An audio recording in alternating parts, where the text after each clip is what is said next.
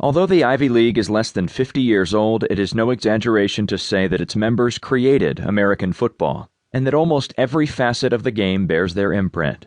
From the day Princeton played the first intercollegiate game in 1869, they were its first powers. They invented the All-America team and filled all the early ones, produced the first coaches, arranged the basic rules, conceived many of the strategies, devised much of the equipment, and even named the positions. Much of the culture that surrounds American football also has its roots there.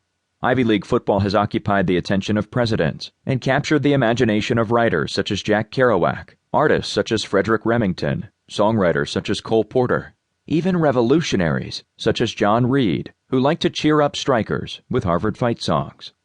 The college fight song itself is very much an Ivy League creation, as are the marching bands that play them. To a surprising extent, the story of Ivy League football is also the story of scandal. Far from being an athletic ivory tower, the 8 colleges have wrestled with all the problems of intercollegiate athletics, from payoffs to recruiting abuses, and from overpaid coaches to undermotivated players who left campus as soon as the season was over. Football was almost abolished at the turn of the 20th century because of violence in Ivy games. At the same time, those games were bringing in money on a scale that dwarfed the rest of the university's revenues. As former Ivy League director James Litvak bluntly puts it, "There is nothing wrong in this world of intercollegiate athletics that we didn't invent."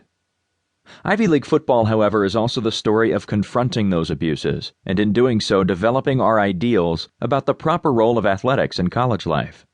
Although football was not the first intercollegiate sport, our notions of what it means to be an amateur or a professional and why one is better than the other were played out most publicly on the Ivy gridiron before the modern Olympic Games were born. These 8 colleges, in short, were chiefly responsible for creating intercollegiate athletics as we know them today. It is impossible to read the modern sports page, which was developed in part to provide news of Ivy football teams to a voracious national audience, without encountering their legacy.